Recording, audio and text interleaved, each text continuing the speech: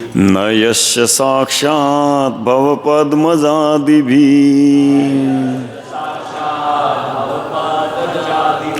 रूपं धिया वस्तुतयोपवर्णितम्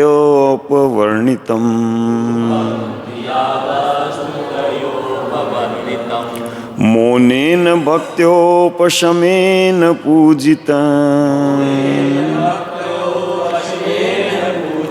प्रसीदतामेश स सात्वतां पति।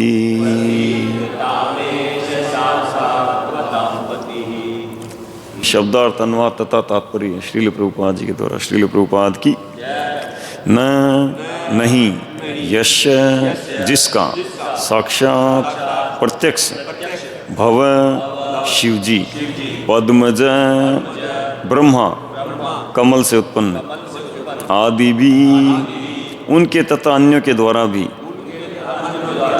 रूपम रूप धिया ध्यान के द्वारा भी वस्तुतया मूल रूप से उपवर्णितम वर्णित तथा अनुभूत मौनेन समाधि या गहन ध्यान द्वारा भक्त्या भक्ति द्वारा उपशमेन त्याग द्वारा पूजित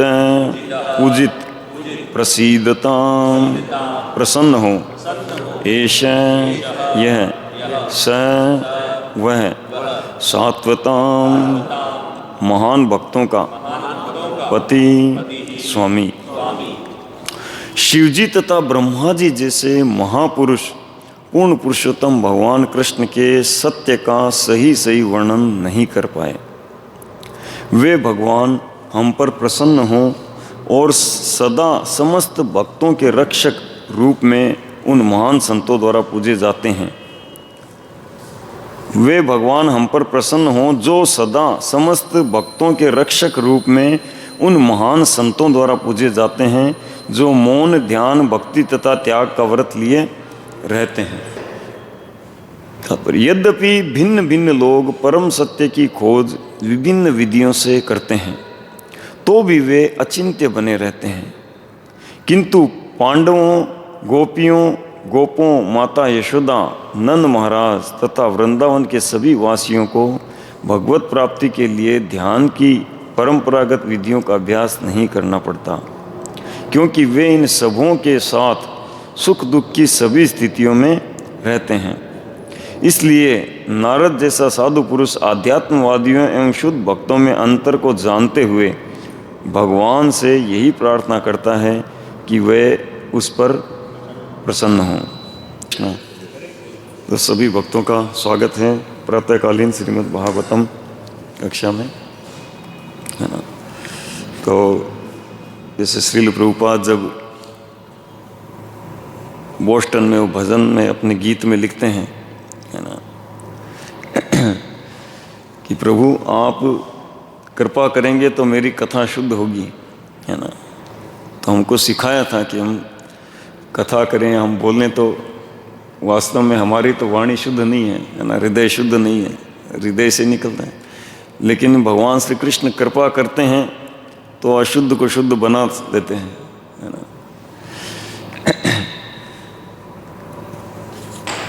तो ये प्रसंग चल रहा है कि युधिष्ठिर महाराज की राजसूय यज्ञ की, है ना, सभा में। तो वहाँ पर जब युधिष्ठिर महाराज ने नारद मुनि से प्रश्न किया था, तो उस प्रश्न के उत्तर स्वरूप ये कथा बताई है। तो पूरे के पूरे 9 चैप्टर, है ना, दूसरे नंबर अध्याय से शुरू होकर और 10वें नंबर तक चल रही है। तो यहाँ वो लीला समाप्त हो गई और प्रहलाद महाराज का गुणगान करने के बाद में अब नारद मुनि बता रहे हैं कि प्रहलाद महाराज तो इतने महान हैं, है ना, लेकिन आपकी महानता तो और कई गुना है, सीमा नहीं है। क्योंकि प्रहलाद महाराज को तो भगवान आए, दर्शन दिए, है ना, वो उनकी सुरक्षा की और हिरण्यकशिपु का वध किया, है ना, प्रॉब्लम सॉल्व किया, कृपा की और उनको मनवंतर काल के लिए बिठा के चले गए भगवान। लेकिन आपके तो मामा का बेटा भाई बनकर साथ में रह रहे हैं, आपसे बड़ा सौभाग्यशाली कौन है बोले, है ना। तो वास्तव में पांडव लोग अत्यंत सौभाग्यशाली है ना। श्रील प्रभुपाद कहते हैं कि देखो, पांडवों के जीवन में इतने कष्ट आए थे, स्वयं भगवान साथ में थे, लेकिन कभी भी नहीं बोला कि प्रभु आप साथ में हो और हमको कष्ट आ रहे हैं। तो ऐसे मतलब महान थे, क्योंकि भक्ति का ये विशेषता है कि ये भौतिक क्लेश आदि इनका फर्क ही नहीं पड़ता, एनेस्थीसिया लग जाता है। जैसे वो डॉक्टर बेहोशी वाला इंजेक्शन लगाते हैं ना, तो उसके बाद में काटे, कहीं से कुछ हो, कोई चीर फाड़ करे, है ना, पूरा पेट फाड़ दे 12 इंच का, लेकिन पता ही नहीं चलता। तो ऐसे ही मतलब भक्ति करने वाले को जब आध्यात्मिक टेस्ट मिलता है, तब भौतिक क्लेश का पता ही नहीं चलता। यम लब्ध्वा च परम लाभम मन्यतेन अधिकंस्ततः यस्मिन् स्थितेन दुखेन गुरुणपि विचालयेत्।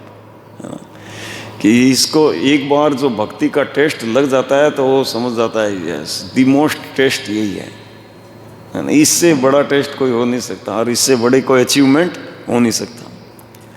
जितने भी सारे पथ हैं सब भक्ति में लाने के लिए होते हैं, और भक्ति में एक बार आ गया मतलब वो समझ जाता है कि अब इससे ऊपर कोई प्लेटफॉर्म नहीं है, यही सबसे टॉप मोस्ट प्लेटफॉर्म है ना। कृष्ण दास अभिमाने आनंदामृत सिंधु कोटि ब्रह्मानंदे नहे तार एक बिंदु। तो कृष्ण दास का जो ये अभिमान है ना भक्त में होता है कि मैं कृष्ण का दास हूँ, तो इसकी तुलना में कोई दूसरा संसार में मतलब पद नहीं है, और ये वास्तविक अभिमान है। तो इसकी तुलना में कोई नहीं। और यस्मिन स्थिते न दुखे न, इसमें स्थित है वो, दुख नहीं होता उसको कभी भी। गुरु न पे विचालेत, मतलब ऐसा नहीं कि जीवन में कष्ट आता है, नहीं, बड़े बड़े कष्ट आए लेकिन बिल्कुल विचलित नहीं होता, गुरु न पी। तो ऐसे ये पांडव थे इतने महान, है ना। और भगवान श्री कृष्ण उनके साथ में। तो ये नारद मुनि कह रहे हैं, बोले कि आप ये मत समझो कि, क्योंकि युधिष्ठिर महाराज हमेशा अपने आप को छोटा मानते थे। अभी आगे और प्रश्न करेंगे, बोले मैं तो ग्रह मूढ़ धी हूँ, घर में फंसा हुआ, घर में आसक्त गृहस्थ हूँ, बोला मैं, ऐसा करके प्रश्न करेंगे। है ना। ये मतलब भक्तों में विनम्रता है ना होती है। और ऐसा नहीं कि बाहर से केवल शब्द चातुरी से प्रकट कर रहे होते हैं, वो विचार करके अपने आप को ऐसा फीलिंग लाते हैं अंदर, है ना, है नहीं, लेकिन वो अपने आप को ऐसा ही मानते हैं। और ये एक रहस्यमय बात भी है ना कि भक्ति में जब जब जितना व्यक्ति अपने आप को नीचे मानकर चलेगा, ग्राउंड लेवल में चलेगा, वो भक्ति में बढ़ता रहेगा, है ना। और जैसे ही मतलब अपने आप को श्रेष्ठ मानने लग जाता है, वो स्टॉप हो जाते हैं, है ना। हम साधक भक्तों के साथ ये अक्सर होता है, हम ऊपर नीचे, है ना, तरंग रंगिनी चक्रतिपाद कहते हैं कि साधक भक्तों को जीवन में जब तक अनर्थ निवृत्ति नहीं होती, तरंग रंगिनी ऊपर नीचे, है ना, तरंग रंगिनी, तरंग मतलब समुद्र की लहरें, जैसे कभी ऊपर उठाती है कभी नीचे। जो समुद्र में स्विमिंग करता है ना, तो लहर आती है तो ऊपर उठता है और फिर नीचे पटकती है, और कई बार तो नीचे अगर घुटनों के बल गिर गया तो छिल जाता है, ब्लड निकल जाता है। तो ऐसे तरंग रंगिनी ऊपर नीचे उठाती है ना। तो ऐसे मतलब भक्तों के जीवन में चलता है।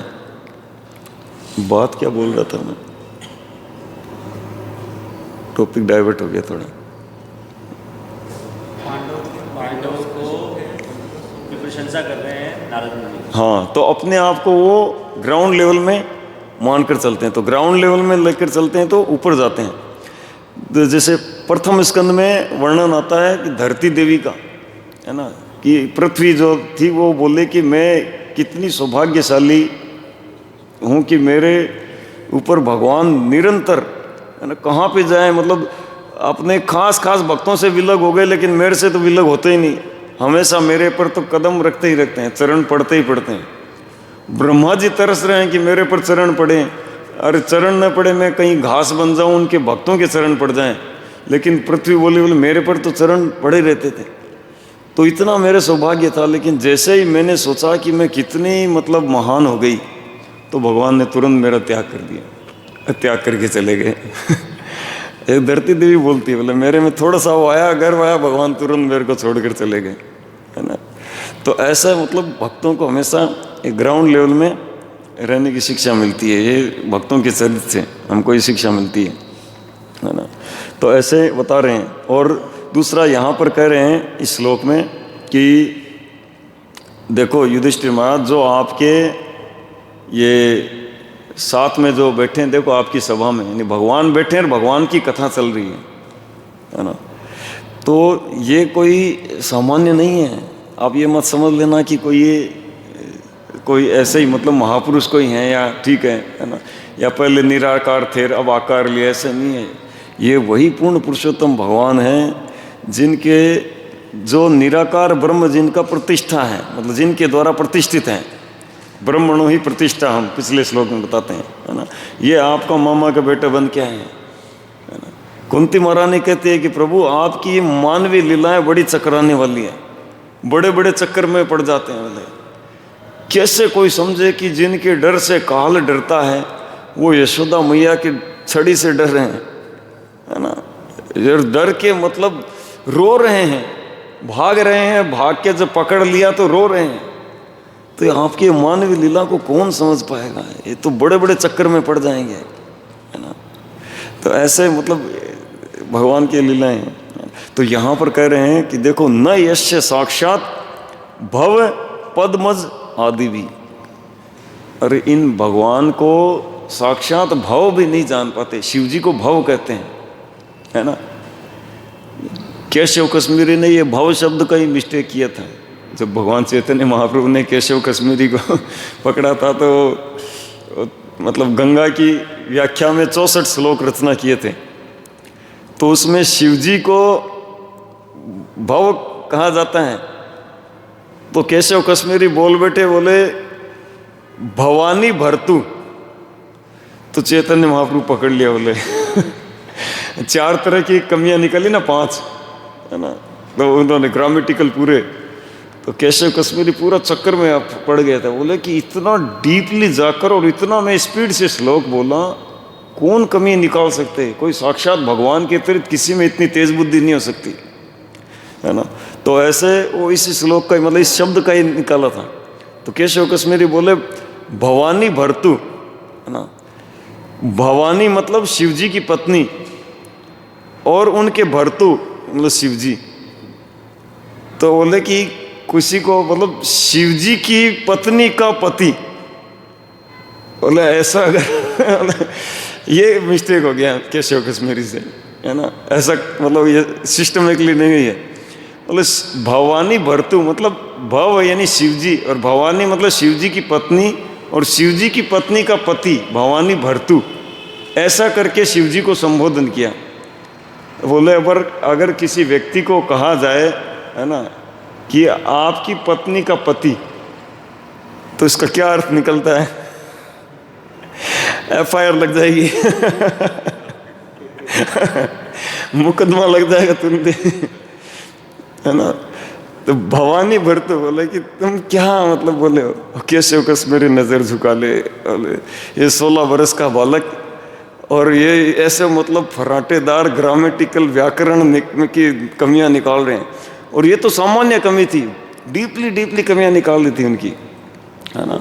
तो इसीलिए कह रहे हैं कि बड़े बड़े विद्वान नहीं समझ पाते। और उदाहरण दिया, बोले साक्षात भव, ये शिवजी भी भगवान के कार्यकलापों को ठीक नहीं समझ पाते, है ना। 6ठे स्कंद के प्रारंभ में यमराज जी कहते हैं कि देखो शिवजी, ब्रह्मा जी, है ना, और ये चतुष्कुमार आदि देवी देवता महर्षि गण और हम लोग सब प्योर एकदम मतलब सतोगुण में रहते हैं हमेशा।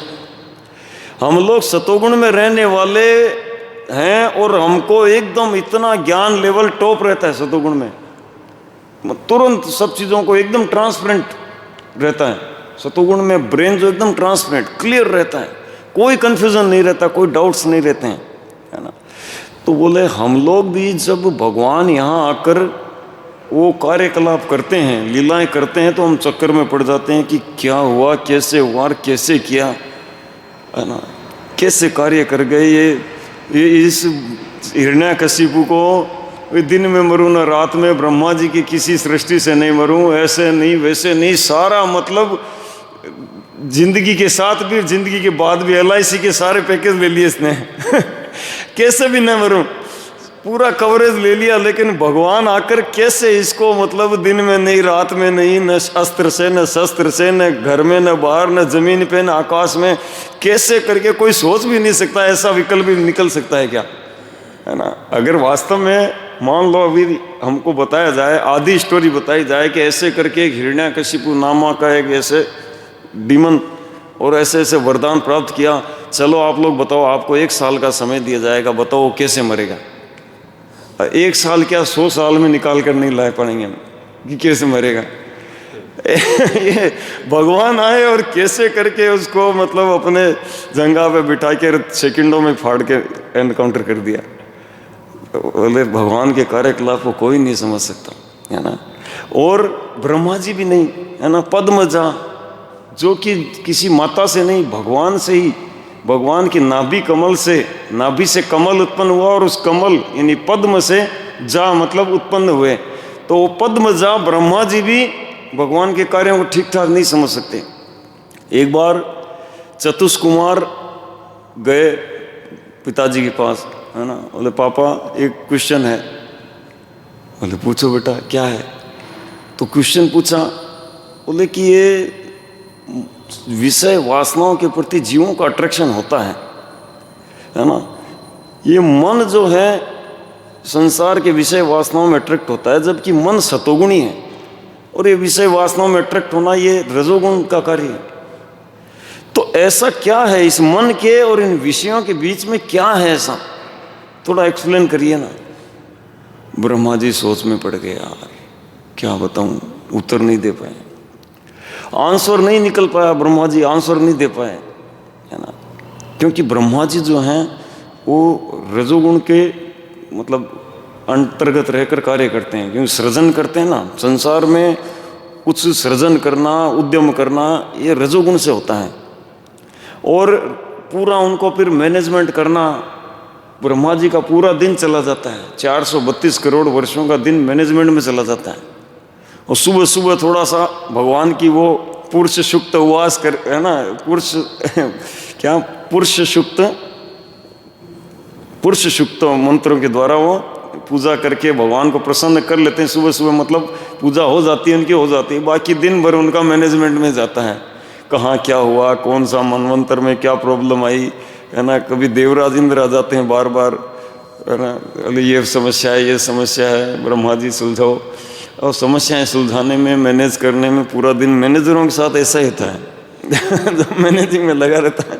एक बार मैनेजिंग वाली सीट पर बैठ गए तो मतलब भक्ति करी फिर पूरा दिन बीत जाता है ना। तो ऐसे में ब्रह्मा जी क्या है कि कंफ्यूज रहते हैं। अब आके तुरंत प्रश्न किया, सतोगुणी मन है, रजोगुणी मतलब विषय है, बताओ इनके बीच में क्या है। अरे यार मैं क्या बताऊँ, अचानक ब्रह्मा जी कंफ्यूज हो गए, बोले क्या बताऊँ, है ना। तो ब्रह्मा जी फिर भगवान का ध्यान किया। तो भगवान का ध्यान किया, भगवान तुरंत हंसावतार रूप में प्रकट हुए और आके फिर चतुष्कुमार और मुनिगण सब उनका वेलकम किया और प्रश्न किए। और भगवान एक एक प्रश्नों का ऐसा सटीक जवाब दिया। पूरा 11वें स्कंद में एक चैप्टर है ना, हंस गुह्य प्रार्थना करके। तो ऐसे ब्रह्मा जी भी, है ना। तो इसीलिए भागवतम के प्रारंभ में कह दिया कि मुह्यन्ति यत् सूर्य तेजो वारि मृदाम यथा विनिमयो मुह्यन्ति यत् सूरय धाम्ना स्वेन सदा निरस्तकुहकं सत्यम परम धीमहि।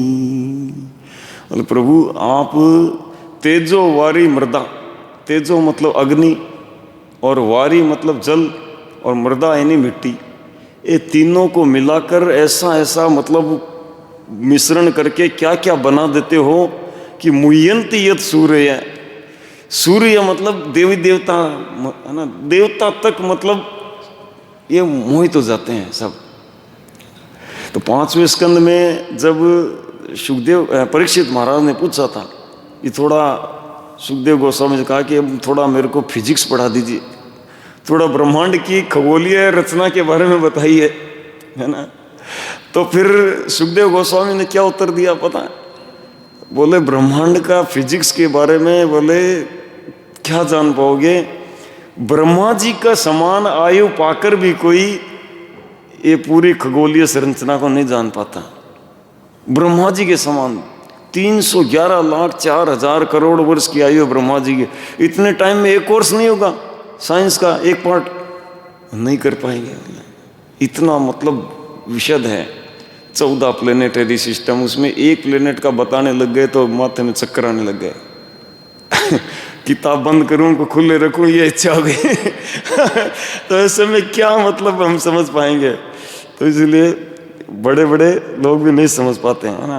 और दूसरी तरफ संसार में देखो लोग लगे हैं कि बोले बड़ी बड़ी किताबें लिखते हैं और सारा का सारा मतलब ज़्यादातर जो नॉलेज है स्पेकुलेटिव होता है कि एक बड़ा धमाका हुआ होगा या एक बिग बैंग, क्या ब्लैक होल, उसमें सब निकला है या उसमें सब चला जाएगा, और ऐसे करके स्पेकुलेशन करते हैं, है ना। जैसे छोटे बच्चे, बड़ा घर पिताजी का बड़ा हवेली है मान लो, और छोटा बच्चा पापा मैंने एक ऐसा रूम खोजा है जिसके अंदर खिलौने पड़े हैं छत के ऊपर, अरे मेरा ही तो रखा हुआ है।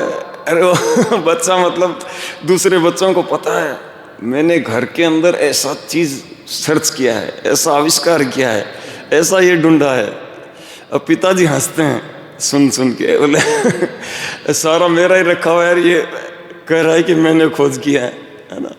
ऐसे करके करते। दूसरी तरफ संसार में लोग भगवान के विषय में, जो तथाकथित आध्यात्मवादी हैं, भगवान के विषय में नहीं के बराबर जानते हैं, है ना। क्योंकि भगवान के बारे में कौन जान पाएगा, भक्ति के द्वारा जान पाएगा। शुद्ध भक्ति के अलावा भगवान को जानने की शुरुआत ही नहीं होती। और वो लोग दुनिया को ज्ञान देते हैं, व्यास आसन पर बैठ के और कथाएं करते हैं, और हजारों लाखों लोग उनकी सुनते हैं। वो क्या सुनने वाले पाते हैं और क्या बोलने वालों की गति होगी, है ना। अभी 2-3 दिन पहले एक कॉलोनी में हम कोई प्रपोजल आया कि हमारे कॉलोनी में एक मंदिर है, यहाँ पे आप प्रोग्राम करिए। तो उनका ठीक है चल लो देखते हैं। तो उधर से निकलते हुए उन्होंने कहा दिखाइए। तो मंदिर को देखने गए तो मंदिर का मैंने कहा प्रशासन कौन है, महंत कौन है, उनसे मिलना पड़ेगा। प्रोग्राम की परमिशन देंगे नहीं देंगे, है ना। क्योंकि इस्कॉन का प्रोग्राम होता है तो फिर वो तो उसमें शास्त्रों की शिक्षा चलती है ना। शास्त्र जो है काटते हैं आसक्ति को, वहाँ पर कोई नहीं देखा जाता कि इसका मनोभाव क्या है, ये सत्य है। तो ऐसे में जब मिले उनसे तो वो इस्कॉन का नाम सुनते वो खुद ही बोले कि देखो जी हम तो कर्मकांडी हैं। हमारे यहाँ बोले कैसे बैठ पाएगा, वो इनडायरेक्टली मना करते थे। बोले देखो हम तो क्या करते हैं, हमारा तो बिजनेस है, हमारे पास लोग आते हैं कि हमारे जीवन में बड़ी समस्या है, क्या करें। तो हम उनको कैसे मतलब इनडायरेक्टली मैं बताऊँ कैसे करते हैं। तो कैसे उनको करते हैं कि हम उनको कहते हैं कि आपका बायोडाटा दीजिए, जन्म टाइम वगैरह, पत्री निकालते हैं। पत्री निकाल के उनको बताते हैं कि आपके ये दोष है, ये दोष है, ये दोष है। अब इन दोषों का निवारण करने के लिए ये पूजा कराइए, ये कराइए, ये कराइए, वो कराइए, ये अंगूठी पहनिए, हम तो ये करते हैं। फिर मैंने कहा कि तो जैसे कभी कभार बोले अभी तो देखो एक महीने की, अगले महीने में कई प्रोग्राम है, भागवत सप्ताह है, तो भागवत सप्ताह कौन वक्ता कौन आ रहे हैं, बोले कि नहीं बैठा। ऐसे लोग ठग लोग बैठकर भागवत समाजते है ना, जो दुनिया को ठगने का जिनका काम। कोई व्यक्ति दुखी होकर है उसको बताना चाहिए कि इस गलत एड्रेस पर संसार दुखा देना, बनाने वाले ने नियंत्रित दानी दुखा देना, और तुम इसके अंदर सुख तलाश कर रहे हो, कहाँ से मिलेगा। और ये न करके उसको कह रहे हैं ऐसे कर दो, वैसे कर दो, वैसे कर दो, ये ठगना है। और ये ठगने वाले लोग और भगवान श्री कृष्ण की कथा करने के लिए क्या शासन करते हैं हम बताओ हम कहें तो ऐसे करके नहीं जान पाते। तो भगवान श्री कृष्ण का एक नाम है केशव, तो केशव नाम का अर्थ है कै मतलब शिव, कै मतलब ब्रह्मा और ईश मतलब शिव जी और वह मतलब वश में करने वाले। तो जो ब्रह्मा जी और शिव जी को भी जो वश में करते हैं इसीलिए उनका एक नाम केशव। और शिव जी स्वयं कहते हैं भागवतम छठे शरण में कहते हैं नाम विरंचो न कुमार नारदो न ब्रह्मपुत्रा सुवेशा विदाम यस्ये तमं सका न तत्स्वरूपं प्रतिदीशमामि। न तो मैं शिव जी न तो मैं शिव, न ब्रह्मा या अश्विनी कुमार, न ही नारद या ब्रह्मा के अन्य साधु पुत्र और न देवता ही परमेश्वर की लीलाओं को तथा उनके स्वरूप को समझ सकते हैं। भगवान के अंश होते हुए भी हम अपने को स्वतंत्र तथा प्रत्यक्ष शासक मान बैठते हैं, जिससे हम उनके स्वरूप को नहीं समझ सकते। तो फिर यहाँ पे प्रश्न उठता है कि शिव जी ब्रह्मा जी भी जिनको नहीं समझ सकते, तो फिर हमारे आचार्य ये कैसे जानते हैं? एक तरफ शिव जी ब्रह्मा जी भी भगवान श्री कृष्ण को ठीक ठीक नहीं जान पाते, तो हमारे आचार्य वो फिर उनको बता रहे हैं, वो जानते हैं मतलब क्या इसमें आता है, शिव जी से श्रेष्ठ है। तो शिव जी जो है यदि हमारे इस ब्रह्मांड के ब्रह्मा जी भी शुद्ध होते हैं, सभी ब्रह्मांड के ब्रह्मा नहीं होते, और शिव जी भी वैष्णव नाम यथा समूह, लेकिन क्योंकि वो तमोगुण के रजोगुण के कार्य निपटाते हैं, जैसे शिव जी तमोगुण के कार्यों को निपटाते हैं, तो वो तमोगुण अंगीकार करने के कारण वो भी कंफ्यूजन में रहते हैं, तो थोड़ा उनका वो नहीं है। और दूसरे तरफ हमारे जो आचार्य हैं वो जान पाते हैं भगवान। तो हम मंगलाचरण का बोले थे श्री चैतन्य मनोभीष्टम स्थापितम ये श्री चैतन्य के मन को भीष्म जो जानते हैं, स्वयं रूप में पैदा नहीं है पदार्थ ईश्वर।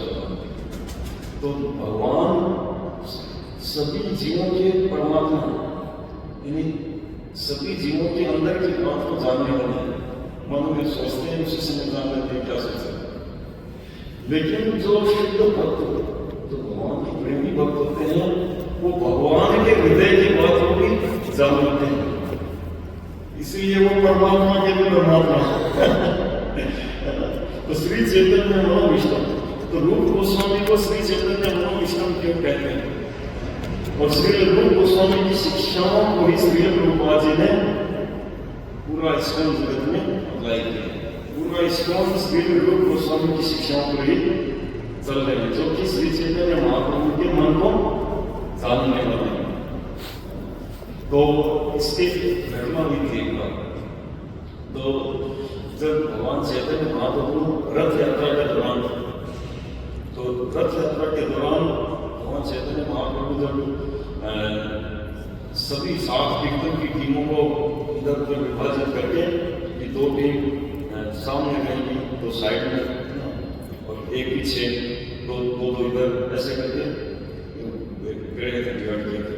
और करके फिर हर टीम के अंदर महाप्रभु अपने 7 रूप लेकर हर कीर्तन टीम के अंदर नृत्य कर रहे थे, और रथ चला, नृत्य चला था। फिर चलने के बाद उस समय तो वो अपने भक्त रूप में भाव में थे। श्री कृष्ण श्री चैतन्य महाप्रभु में भक्त रूप में थे, लेकिन बाद में नृत्य करते करते फिर भावावेश आ गए, मतलब श्री राधा भावे हो रहा था जिसके लिए, तो राधा रानी के भाव में आ गए।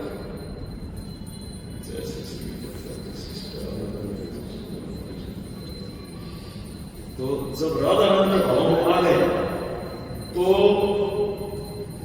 रथ यात्रा, आपको पता है रथ यात्रा क्या मतलब मेन जो है क्या है रथ यात्रा उत्सव, कि जब श्री कृष्ण ब्रजवासी को छोड़कर चले गए, कहा था माधव का जल्दी एक छोटा कंस के साथ दो हाथ किया था, लेकिन आए नहीं। आए तो मतलब भाग में द्वारका चले गए, लंबा समय बीत गया, आए नहीं, 50-60 साल बीत गए। उसके बाद में 50-60 साल बीत गए, ब्रज में सब लोग उनके भाव में ही मतलब गिरा लेकर गाकर बैठे थे ऐसे। तो एक बार उद्धव जी को भेजा था, तो उद्धव जी को भेजा था तो उद्धव जी सोचा कि मैं शास्त्रों में पढ़ूंगा तुम देव को बृहस्पति का शिष्य, मैं जाके समझाऊंगा तो समझ ही जाएंगे। और समझ क्या जाएंगे उद्धव खुद बोल रहे बाकी बोला कि मेरे को तो इन गोपियों का कहीं कोई चरण भूल गिरती है, वहां पर कोई स्थान मिल जाएगा। इतने महान इतने प्रेमी पूरा सब ब्रज, जब ब्रज में गए तो एड्रेस पूछा कि कहाँ पे नंद महाराज का घर कहाँ, तो सब लोग जब से श्री कृष्ण गए थे सबका मतलब हाल एकदम था सुना सुना जी को, कोई खाना पीना चूल्हे में लकड़ी के जाले जलते, यस्मिन स्थिति में दुखी गुरु न पीछा। भगवान की प्रेम में ऐसे रहते हैं कि उनको कई दिन खाना पीना तो उद्धव जी तो ये कितना 1.5 महीने बाद ही आए थे, क्यों उद्धव जी 1.5 महीने बाद ही आए थे मथुरा से श्री कृष्ण के जाने के, तो तब तक उनका खाना पीना नहीं पता, चूल्हों में लकड़ी के सारे चल रहे। और एक व्यक्ति गाय दूध रहा था, उसको एड्रेस पूछा उद्धव जी, एड्रेस पूछा तो बोले कि देखो नंद महाराज का घर कहाँ है, ये दिख रही है पानी की धार है, इसको पकड़ना चले तो ये नंद महाराज के घर से आएगा, जाओगे तो समझ आ जाएगा क्या। नंद महाराज यशोदा मैया उनके आंसू की तरह, तो ऐसे मतलब और गोपियां आदि तो एकदम मतलब वर्णन नहीं, इसके बात करें उनका वर्णन करना होता, भ्रमण गीत में बड़ा मजा बड़ा विशाल, कैसे मतलब जो आम भाव वाली गोपियां गाली दे दे करके शख्स को कह दो आए नहीं कभी, प्रेम इतना गहरा, कभी क्यों भेजा अपने दूध को चले जाए जिस रास्ते से आए उसी रास्ते, ये गहरा प्रेम हमारे समझ के परे है। तो ऐसे मतलब उन्होंने 50-60 साल बिता दिए, मतलब पूरा जीवन ऐसे गुजरा था, और तब जाके एक मौका मिला था कि पता चला श्री कृष्ण कुरुक्षेत्र आ गए सूर्य ग्रहण से, तो वहां पर मिलना होगा, तो सारा ब्रजवासी पूरा गांव खाली हो गया, चले गए से, और श्री कृष्ण आए वहां पर फिर सब मिले ब्रज के जो और जब गोपियां जब मिली तो उन्होंने फिर अंत में श्री कृष्ण को कहा कि आप द्वारका नहीं जाएंगे, और उनका रथ को पकड़ लिया और रथ के डोर में लगा पकड़ के बोला ब्रज की तरफ से। तो यही रथ यात्रा उत्सव, भगवान श्री कृष्ण बलराम सुभद्रा रथ पे बैठे और गोपियां उनके रथ की रस्सी को पकड़ के खींच के बोले द्वारका में स्टेडियम में गए ब्रज में, तो पूरा मतलब प्रेम विकल्प। तो ऐसे मतलब भगवान चैतन्य महाप्रभु रथ यात्रा के दौरान राधा रानी के भाव में आ गए, राधा रानी के भाव में आए तो ऐसे ऐसे श्लोकों को उच्चारण कर रहे थे और उनके मन की बात को कोई नहीं समझ पा रहा था, क्या कर रहे हैं, इसलिए उनके पार्षद आदि भी नहीं समझ पा रहे थे। वहां पर एक व्यक्ति समझ पा रहे थे जो थे श्री स्वरूप दामोदर गोस्वामी, क्योंकि वो स्वयं ललिता सखी और राधा रानी के सबसे निकट सबसे क्लोज वही है, वो समझ पा रहे थे, केवल वही उन श्लोकों का अर्थ समझ पा रहे थे, उनके भावों का अर्थ समझ पा रहे थे, बल्कि जब महाप्रभु गाते गाते श्लोक गाते हुए चुप हो रहे थे, है ना? तो वो उनके भाव के अनुरूप कभी कौन से भाव में, मतलब उस लीला में भी किस भाव में, तो पर्टिकुलर वही श्लोक उतराकर गाने लगे। लेकिन वहां पर एक और व्यक्ति थे जो भगवान चैतन्य महाप्रभु के मन को समझ रहे थे, श्री रूप गोस्वामी। तो वो उनके मन के भाव को समझ रहे थे कि महाप्रभु भी क्या चाह रहे हैं। तो उन्होंने क्या किया कि अपनी कुटिया में आए थोड़ी देर बाद और एक श्लोक रचना किया, न्यू श्लोक, न्यू वर्ष, नया श्लोक रचना किया। और नया श्लोक रचना करके तो पत्री को क्या किया कि ऊपर जो उनकी होती है कुटिया बनी उसमें लगा दिया, उसमें लगा दिया और लगा के उसको महाराज थे गोटा गोपीनाथ श्री हरिदास ठाकुर के साथ रूप गोस्वामी सनातन रूप गोस्वामी सब लाए थे, उन्होंने वो श्लोक लिख के वहां पर डाल दिया। और फिर थोड़ी देर बाद वो स्नान वगैरह करने के लिए चले गए थे। और पीछे से क्या हुआ कि भगवान चैतन्य और आगे और पत्री निकाल के उन्होंने पढ़ ली और इधर रूप गोस्वामी है, बोले यहाँ पे क्या रखा है, निकाल के अंतर्यामी भगवान से डाल दिया और निकाल के श्लोक पढ़ दिया। और साथ में उनके स्वरूप दामोदर गोस्वामी भी थे वहां पर। तो श्लोक पढ़ते ही रूप गोस्वामी को थप्पड़ लगा और लगाकर फिर स्वरूप दामोदर गोस्वामी बोले ये रूप मेरे मन की बात कैसे जान पाया, ये मेरे मन की बात को रूप जान लिया, कैसे कैसे वैसा। तो फिर स्वरूप दामोदर गोस्वामी कहते हैं कि ये आपका ये सेवा क्या है, अंतर का सेवक है, इसीलिए आपकी काम का जान है। और ऐसे करके महाप्रभु ने रूप गोस्वामी को गले लगा दिया। और ये रूप गोस्वामी सठ गोस्वामी में मुख्य। और आज ये जो कृष्ण विषय यदि और न हो तो तब एक ही तो राधा महिमा प्रेम रस सीमा जगत जाने तो क्या। भगवान चैतन्य महाप्रभु श्री रूप गोस्वामी श्री सनातन गोस्वामी आदि को शक्ति संचारित करके और भेजा था। और ये शक्ति संचारित करने के कारण ये सब जान पाए, लाखों लाखों श्लोकों की रचना की उन्होंने और शास्त्रों का अध्ययन कर करके शुद्ध बुद्धि का जो ज्ञान है निकाल कर लाए। उज्ज्वल नीलमणि आदि ये जो ग्रंथों की रचना की श्री प्रभुपाद जी ने ये भक्ति रसायन से उज्ज्वल नीलमणि आदि ये ग्रंथों के आधार पर उनकी शिक्षा है, उन्हीं के आधार पर सब हमको शिक्षा है। इसीलिए श्री कृष्ण तत्व ज्ञान को हम लोग यथार्थ समझ सकते हैं, आचार्य लोग जानते हैं और हम उनका अनुसरण करेंगे तो हम भी जान पाते हैं, अन्यथा शिव जी ब्रह्मा जी भी नहीं जान पाते। ये रहस्य तो कवि कहते धर्म कृष्ण नाम संकीर्तन, कृष्ण शक्ति बिना नहीं और कवि का धर्म कृष्ण नाम संकीर्तन, लेकिन कृष्ण शक्ति से ही प्रवर्तन होता है। और श्री प्रभुपाद बताते हैं, श्री भक्ति सिद्धांत सरस्वती गोस्वामी बताते हैं कि जो इस जगत में जो भगवान चैतन्य महाप्रभु की वाणी का प्रचार करने वाला जो महाभागवत होते हैं वो वास्तव में भगवान श्री कृष्ण के द्वारा आलिंगित बात होते हैं। मतलब भगवान श्री कृष्ण विशेष अपने पार्षद को भेजते हैं और वही मतलब जगत में कृष्ण संबंधित ज्ञान को वितरण कर सकते हैं, हमको यथार्थ बता सकते हैं। अन्यथा चैतन्य महाप्रभु के अनुयायियों के बाद कहीं पर भी जाएंगे तो शास्त्रों के मतलब सार भी नहीं जान पाएंगे। केवल चैतन्य महाप्रभु चैतन्य भक्त नहीं नित्य कर सकते, तबे तो जानेंगे सिद्धांत समुद्र। हरे कृष्ण।